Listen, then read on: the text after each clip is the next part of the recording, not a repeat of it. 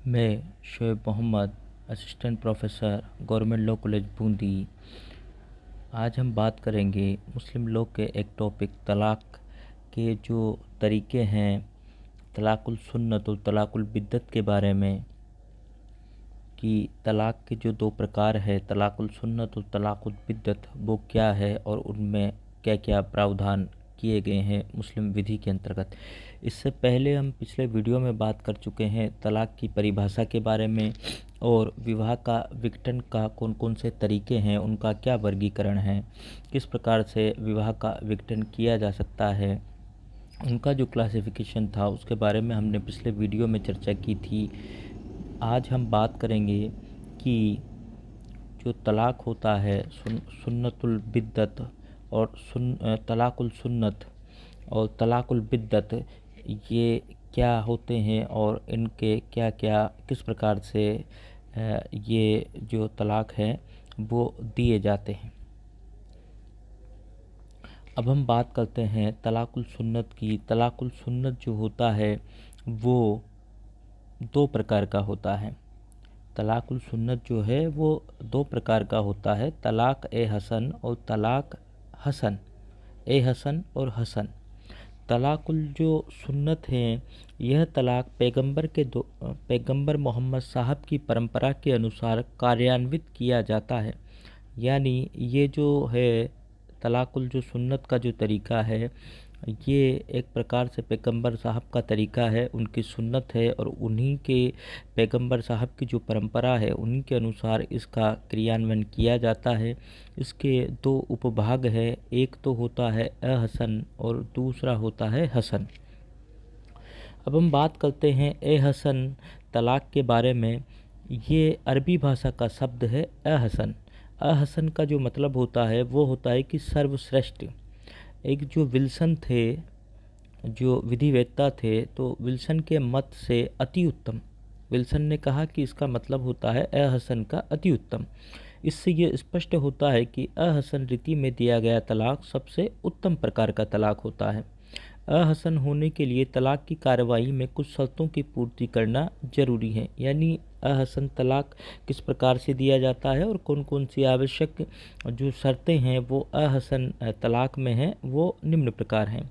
यानी अहसन प्रकार का जो तलाक़ होता है, जो कि मोहम्मद साहब की परंपरा के अनुसार कार्यान्वित किया जाता है, उसके अंदर कौन कौन सी शर्तों का पालन करना जरूरी है। वो जो शर्तें हैं वो इस प्रकार से हैं कि पति द्वारा एक ही वाक्य में तलाक़ की व्यवस्था का उच्चारण करना जरूरी है।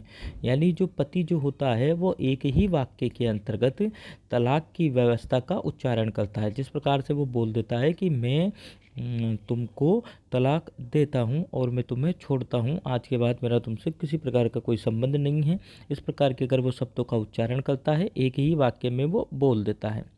दूसरा है स्त्री का जो तुहर होता है, यानी मासिक धर्म की स्थिति में स्त्री का नहीं होना चाहिए। यानी जब वो पति पत्नी को तलाक़ दे तो पत्नी मासिक धर्म की या पीरियड टाइम में नहीं होना चाहिए, मासिक धर्म की स्थिति में नहीं होना चाहिए।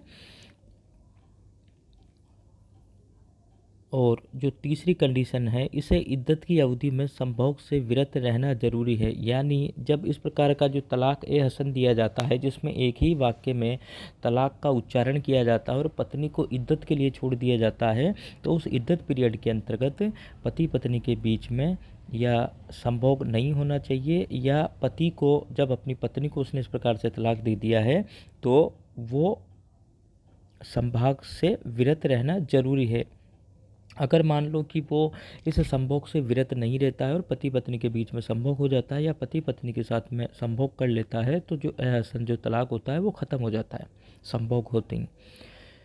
यदि विवाह का समागम नहीं हुआ है तो अहसन रूप में तलाक़ का उच्चारण पत्नी के मासिक धर्म के समय में किया जा सकता है। ये जो ज़रूरी शर्त थी कि जो पत्नी को जो तलाक़ का उच्चारण किया जाएगा वो उसके तुहर की स्थिति में किया जाएगा, यानी मासिक धर्म की स्थिति में नहीं किया जाएगा। लेकिन अगर पति पत्नी के बीच में समागम नहीं हुआ है तो अहसन जो तलाक़ का उच्चारण है वो पत्नी अगर मासिक धर्म से हो तब भी किया जा सकता है। वहाँ पर यह बाउंडेशन लागू नहीं होती कि साहब तलाक़ का जो उच्चारण है वो तुहर की स्थिति में ही हो या तब हो जब पत्नी मासिक धर्म की स्थिति में हो। जब स्त्री मासिक धर्म के अधीन नहीं है, जब पत्नी को, जो स्त्री है उसको मासिक धर्म नहीं आता है, ये वृद्धावस्था के कारण भी हो सकता है और किसी अन्य कारण से भी ऐसी स्थिति हो सकती है कि पत्नी को मासिक धर्म नहीं आता हो, अथवा पति पत्नी एक दूसरे से दूर है, पति पत्नी एक दूसरे से काफ़ी दूर है, तो ये आवश्यक नहीं कि तलाक का उच्चारण पाक अवस्था की स्थिति में किया जाए। यानी कि अगर पत्नी को मासिक धर्म नहीं आता है, चाहे वो वृद्धावस्था के कारण है या किसी अन्य कारण से हो, या पति पत्नी एक दूसरे से बहुत दूर हैं, तो इस स्थिति में ये जो शर्त है कि जो तलाक का उच्चारण है वो तुहर यानी पाक अवस्था में किया जाए, वो शर्त लागू नहीं होती है। ऐसी स्थिति में मासिक धर्म की स्थिति में भी तलाक दिया जा सकता है।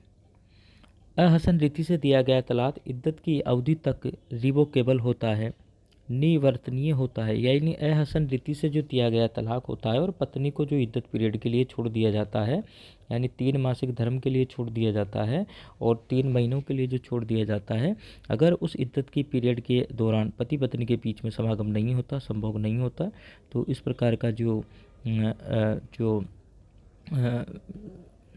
तलाक है वो 3 महीने गुजरने के बाद में इरिवोकेबल हो जाता है, वरना 3 महीने तक ये रिवोकेबल होता है। अगर पति पत्नी के बीच में संबंध स्थापित हो जाते हैं, उनके बीच में समागम हो जाता है, तो ये जो तलाक होता है वो स्वतः ही समाप्त हो जाता है, निष्क्रिय हो जाता है। इद्दत की अवधि की समाप्ति के पश्चात ऐसा तलाक जो होता है वो अनिवर्तनीय होता है, यानी इरिवोकेबल हो जाता है, और जब तक इद्दत की अवधि है तब तक इस प्रकार का तलाक रिवोकेबल होता है, यानी इसको वापस लिया जा सकता है। और 3 महीने या इद्दत की अवधि का जो समय होता है 3 मासिक धर्म का, वो अगर निकल गया है तो इस प्रकार का तलाक उसके बाद में इरिवोकेबल हो जाता है, अपरिवर्तनीय हो जाता है। यानी कुरान स्वयं कहता है, और तलाकशुदा स्त्री को 3 मासिक धर्म की अवधि तक प्रतीक्षा करनी चाहिए। यानी कुरान बोलता है कि जो पत्नी होती है उसको 3 मासिक धर्म तक प्रतीक्षा करनी चाहिए। हो सकता है पति पत्नी के बीच में संबंध वापस पुनः स्थापित हो जाए, समागम हो जाए, या पति अपना जो तलाक है वो उसको रिवोक कर दे, उसको खंडित कर दे। और दूसरा, कुरान में कहा गया है, और तुम्हारी उन स्त्रियों को जिन पर तुम्हें संदेह है कि उन्हें मासिक धर्म नहीं होता, तब उनका निर्धारित समय 3 माह का, यानी इद्दत का पीरियड है वो 3 माह का है। और यहाँ पर 3 मासिक धर्म का होता है जनरली, लेकिन ऐसी स्त्रियां हैं जिनको मासिक धर्म नहीं होता, तो उनका जो इद्दत का जो पीरियड है वो 3 माह का होता है। और इस 3 माह के अंतर्गत अहसन तलाक में 3 माह या 3 मासिक धर्म का जो इद्दत का पीरियड है उसमें अहसन जो तलाक होता है वो रिवोकेबल होता है, यानी निवर्तनीय होता है। और इस अवधि के बीच में उस जो तलाक ए हसन है उसको वापस लिया जा सकता है, उसका खंडन हो सकता है, और इस 3 महीने की अवधि के बाद में, गुजरने के बाद में, वो तलाक इरिवोकेबल हो जाता है, अखंडनीय हो जाता है। दूसरा प्रकार का जो तलाक है, यानी जो तलाक ए हसन है, ये सबसे सर्वश्रेष्ठ अच्छा तरीका है तलाक देने का, ये अति उत्तम तरीका है। और ये तरीका जो है वो पैगंबर साहब की परंपरा के अनुसार कार्यान्वित किया जाता है। दूसरे प्रकार के तलाक के बारे में हम चर्चा करेंगे। तलाक हसन। हसन अरबी में हसन शब्द का अर्थ होता है अच्छा, यानी विल्सन ने इसका अनुवाद करते हुए कहा उचित, अच्छा या उचित, विल्सन ने उचित कहा, और अरबी में जो इसका अर्थ होता है हसन का वो होता है अच्छा।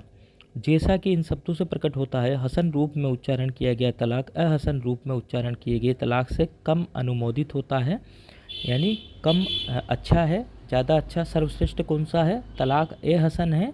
और जिसके बारे में हम अब चर्चा कर रहे हैं तलाक हसन के बारे में, ये तलाक ए हसन के रूप में उच्चारण किए गए तलाक से कम अनुमोदित होता है या कम अनुमोदित है। तलाक ए हसन में तलाक शब्द का उच्चारण 3 बार होता है, जबकि तलाक ए हसन जो हमने पढ़ा था उसमें उच्चारण एक ही बार में होता है और पत्नी को 3 मासिक धर्म की इद्दत पीरियड के लिए छोड़ दिया जाता है। लेकिन तलाक हसन में जो तलाक का जो उच्चारण होता है वो 3 बार होता है, परंतु हर उच्चारण अलग अलग तुहरों में होते हैं। अलग अलग जो पाक अवस्थाएं होती है पत्नी की, उन पाक अवस्था में तुहर में अलग अलग बार उच्चारण किया जाता है। इसके अतिरिक्त आवश्यक ये भी है कि प्रत्येक उच्चारण उस समय होना चाहिए जबकि उस विशेष तुहर में पति पत्नी के बीच में संभोग नहीं हुआ हो, यानी ऐसे तुहर के बीच में होना चाहिए जब पति और पत्नी के बीच में संभोग नहीं हो। हसन रूप के तलाक की कार्रवाई में आगे दी गई शर्तें जो होती है उन शर्तों का पूरा किया जाना, या ये जो शर्तें हैं जिनके बारे में हम चर्चा करेंगे उन शर्तों का पूरा किया जाना अति आवश्यक है। ये शर्तें हैं कि तलाक की शब्दावली या सूत्र का कम से कम 3 अलग अलग तुहरों में उच्चारण किया जाना जरूरी है। यानी पत्नी जब 3 अलग अलग तुहर यानी 3 महीने तक जब वो पाक अवस्था में होती है, 3 अलग अलग तुहरों या 3 अलग अलग पाक अवस्था जो होती है उसकी पीरियड टाइम के बाद में उन अलग 3 जो तुहर है उन तुहरों में अलग अलग उच्चारण किया जाना आवश्यक होती है। यानी जो 3 जो तुहर है उन तुहरों में हर तुहर में तलाक शब्द का शब्दावली का जो तलाक का जो फॉर्मूला होता है, जैसे कि मैंने तुमको तलाक दिया, इसका उच्चारण किया जाना आवश्यक होता है। यदि पत्नी को मासिक धर्म होता है तो पहली बार उच्चारण तुहर की हालत में किया जाता है, फिर दूसरी बार किया जाता है, फिर तीसरी बार तुहर इसका तलाक का उच्चारण किया जाता है। तुहर का मतलब है पत्नी की पाक अवस्था। पाक अवस्था वो जब पत्नी मासिक धर्म से नहीं हो। यदि पत्नी को मासिक धर्म न होता हो तो उच्चारण 30 दिन के अंतराल पर किया जाता है। यदि पत्नी को मासिक धर्म नहीं होता तो एक जो तलाक की जो शब्दावली या जो फॉर्मूला का जो उच्चारण किया जाता है वो आज किया, फिर 30 दिन बाद किया, फिर 30 दिन बाद किया, ऐसे 3 बार किया जाता है। तुहर की इन अवधियों में संभोग बिल्कुल नहीं होना चाहिए। अगर तुहर की इन अवधियों के बीच में संभोग हो जाता है तो जो तलाक हसन जो होता है उसका विखंडन हो जाता है और वो ख़त्म हो जाता है तलाक हसन। ऐसा तलाक तीसरे उच्चारण के तुरंत पश्चात इरिवोकेबल हो जाता है। ये जो तलाक होता है पत्नी को पहले तुहर में दिया तब तक रिवोकेबल होता है, दूसरे तुहर में दिया तब तक रिवोकेबल होता है, लेकिन जैसे ही तीसरा जो उच्चारण तलाक का किया जाता है तीसरे तुहर की स्थिति में, तो जैसे ही तीसरा उच्चारण होता है ये जो तलाक होता है वो इरिवोकेबल हो जाता है, अपरिवर्तनीय हो जाता है, अखंडनीय हो जाता है। उक्त तलाक कुरान की निम्न आयतों पर आधारित है। तलाक की घोषणा 2 बार की जा सकती है, तब तक उन्हें अच्छे साथी की तरह रखो। यानी जब तक तलाक की 2 बार घोषणा की जाती है हसन के अंतर्गत, एक तुहर में की या 1 महीने में की, फिर अगले तुहर में की या अगले महीने में की, तब तक पत्नी को अच्छी तरीके से रखो, उसका एक तरीके से भरण पोषण उचित रूप से करो। और यदि पति उसे तीसरी बार तलाक देता है तब पत्नी को उसके साथ रहना विधिपूर्ण नहीं है जब तक कि वह किसी दूसरे व्यक्ति से विवाह नहीं कर लें। अगर वो पत्नी को तीसरी बार भी तलाक दे देता है तो ऐसी पत्नी का अपने पति के साथ में रहना विधिपूर्ण नहीं है। अब उन दोनों का जो रिलेशन है वो इलीगल हो जाता है, उन दोनों के बीच में तलाक हो जाता है और वो तभी एक साथ रह सकते हैं जबकि वह पत्नी किसी दूसरे व्यक्ति से विवाह कर ले, फिर वो उसको तलाक दे, फिर उसके बाद में वो इद्दत की अवधि गुजारे और इद्दत की अवधि गुजारने के बाद जो उनका जो विवाह है, दूसरा जो विवाह करेगी पत्नी, उन दोनों के बीच में समागम होना भी आवश्यक है। फिर उसके बाद वो तलाक दे और वो इद्दत का पीरियड गुजारे और वापस उसी अपने पुराने जो उसका एक्स हस्बैंड था उससे इस स्थिति में विवाह कर सकती है, अन्यथा विवाह नहीं कर सकती। तो ये जो हमने दोनों तरीके के बारे में चर्चा की, तलाकुल सुन्नत के हसन और हसन, ये अच्छे तरीके हैं और ये पैगंबर मोहम्मद साहब की परंपरा के अनुसार ही इनको क्रियान्वित किए जाते हैं और ये मोहम्मद साहब के सुन्नत तरीके हैं। दूसरा जो तरीका है तलाकुल बिद्दत के बारे में हम बात करेंगे। तलाकुल बिद्दत के बारे में पहले जान लेते हैं कि तलाकुल बिद्दत क्या है। इसे तलाकुल बैन के नाम से भी जाना जाता है और बहुत जो इसका जो वेल नोन नाम है वो है 3 तलाक या ट्रिपल तलाक। इसे तलाकुल बैन के नाम से भी जाना जाता है, 3 तलाक के नाम से जाना जाता है। ये तलाक का निंदित या पापमय रूप है। ये एक ऐसा तलाक है जिसकी निंदा की जाती है, यह पापमय तरीका है।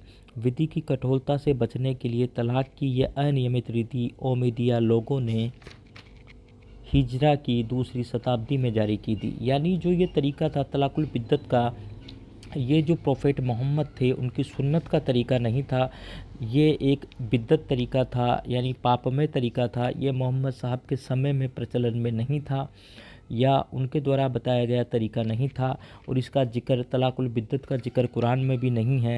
ये जो तलाकुल बिद्दत है ये ओमैदिया जो घराना था उन्होंने मुस्लिम लॉ के अंतर्गत हिजरा की 2री शताब्दी में इस तलाकुल बिद्दत की जो तरीका था तलाक का उसको जारी किया गया। सफ़ई और हनफी विधियाँ तलाक़ुल बिद्दत को मान्यता देती है। खाली सफ़ई और जो हनफी विधियाँ थी, ये दोनों ही जो विधियाँ हैं, इन दोनों कैटेगरी की वो तलाक़ुल बिद्दत को मान्यता देती हैं, जबकि वे उसे पाप में समझते हैं। हालांकि ये दोनों जो शाफ़ई और हनफी है वो इस विधि को पाप में समझते थे, लेकिन फिर भी उनके द्वारा इस विधि को मान्यता दी गई है। शिया और मलिकी विधि शास्त्र तलाक़ के इस रूप को मान्यता नहीं देते। यानी तलाक़ुल बिद्दत जो है वो मोहम्मद साहब का तरीक़ा नहीं था, मोहम्मद साहब के द्वारा बताया गया तरीक़ा नहीं था तलाक़ देने का। ये जो तरीक़ा था वो एक ओमेदिया मुस्लिम घराना था। उन्होंने ये हिजरा की दूसरी शताब्दी में अपनी तरफ से ये चीज़ें इस्लाम में ऐड की थी। ये इस्लाम का मूल तलाक़ का तरीक़ा नहीं था। इस्लाम में मूल जो तलाक़ के तरीक़े बताए गए थे वो तलाक़ुल सुन्नत ही थे, जिनके बारे में हमने चर्चा की। तलाक़ ए हसन और तलाक़ ए हसन, तलाक़ ए अहसन और तलाक़ ए हसन जो तरीक़े के बारे में हमने चर्चा की, और इसको शाफ़ई और हनफी विधियाँ ही इसको मान्यता देती थी, जबकि शिया और मलिकी जो विधि शास्त्र के तलाक़ के रूप में इसको मान्यता नहीं दी है।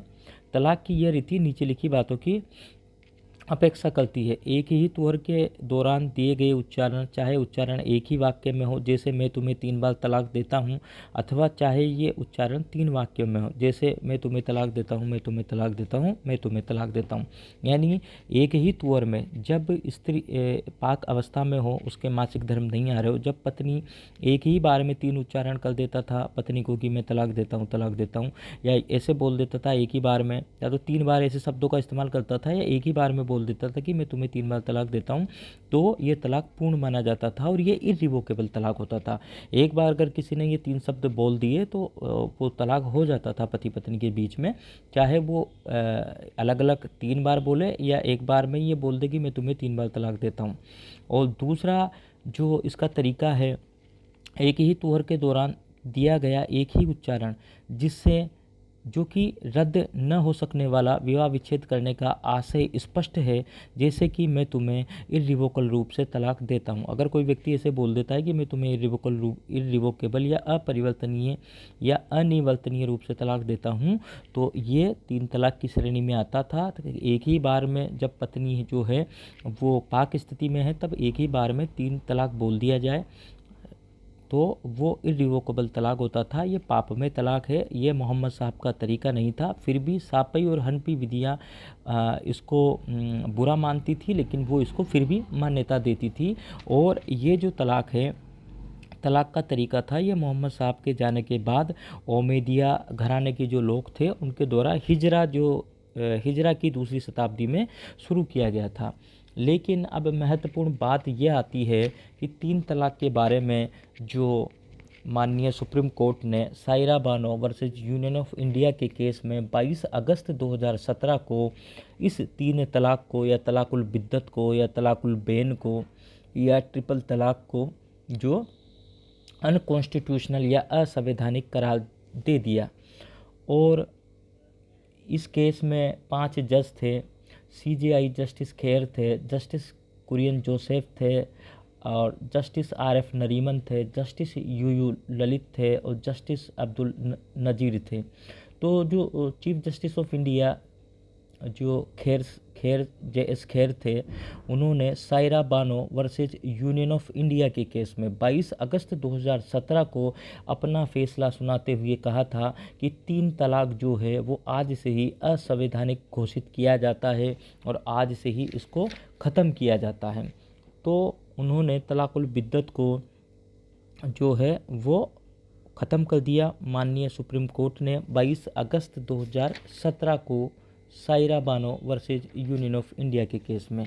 उसके बाद में फिर भारतीय पार्लियामेंट के द्वारा एक कानून पास किया गया है, the Muslim women protection of rights on marriage act 2019 पारित किया गया, जिसके अंतर्गत धारा 3 में प्रावधान किया गया कि यदि कोई पति अपनी पत्नी को 3 बार तलाक दे देता है या ट्रिपल तलाक देता है तो ये इल्लीगल है, नल एंड वॉइड है। ये जो है वॉइड है, शून्य है और इल्लीगल तरीका है। ये धारा 3 इसको इल्लीगल और वॉइड बताती है। The Muslim women protection of rights on marriage act 2019 की जो धारा 3 है वो तीन तलाक को, अगर कोई पति अपनी पत्नी को तीन तलाक दे देता है तो वो वॉइड है और इलीगल है, यानी अवैध है। और इसी का जो धारा 4 है, इसी कानून की जो धारा 4 है, उसमें कहा गया है कि पनिशमेंट फॉर प्रोनाउंसिंग तलाक जो है, अगर कोई पति अपनी पत्नी को तीन तलाक दे देता है तो वो जो पति है वो 3 वर्ष तक कारावास की सज़ा हो सकती है, 3 साल के कारावास की उसको सज़ा हो सकती है, और उसके ऊपर फाइन भी लगाया जा सकता है।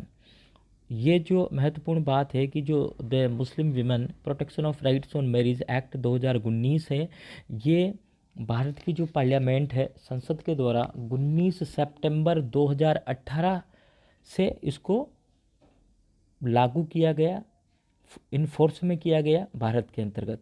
यानी 19 सितंबर 2018 से ये कानून भारत में लागू हो गया है और तीन तलाक जो है वो वॉइड एंड इलीगल करार दे दिया गया है। और कोई पति अपनी पत्नी को तीन तलाक देता है तो उसको 3 साल तक की सज़ा हो सकती है और फाइन भी लग सकता है।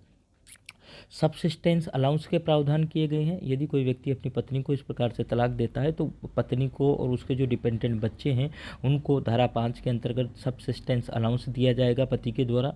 और कस्टडी ऑफ माइनर चाइल्ड्स की है, उसका मजिस्ट्रेट फैसला करेगा और वो पत्नी को दिलवाई जाएगी।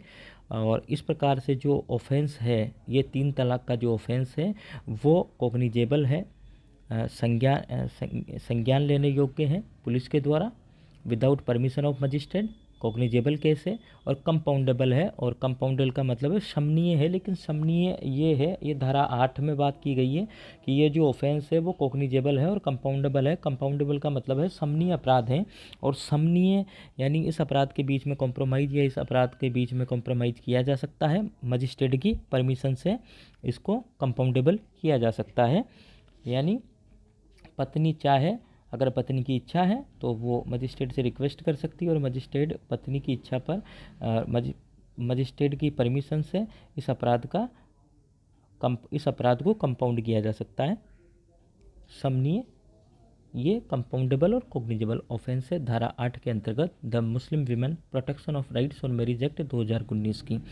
तो इस प्रकार से हमने देखा जो तलाकुल बिद्दत है, इसको तलाकुल बिद्दत को Saira Bano versus union of India के केस में असंवैधानिक करार दे दिया गया, इसको ख़त्म कर दिया गया। कब से ख़त्म किया? सुप्रीम कोर्ट के द्वारा 22 अगस्त 2017 से।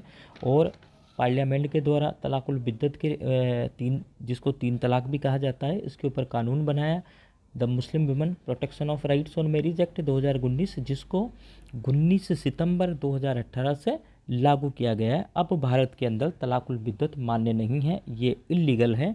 और इस प्रकार से दिया गया जो विवाह तलाक जो होता है वो वॉइड होता है, शून्य होता है, और ये इलीगल भी है। अपराध की श्रेणी में भी इस कानून के अंतर्गत ये अपराध की श्रेणी में आता है, 3 साल तक की सज़ा और फाइन इसको हो सकता है। और तलाकुल बिद्दत अब भारत में प्रचलन में नहीं है।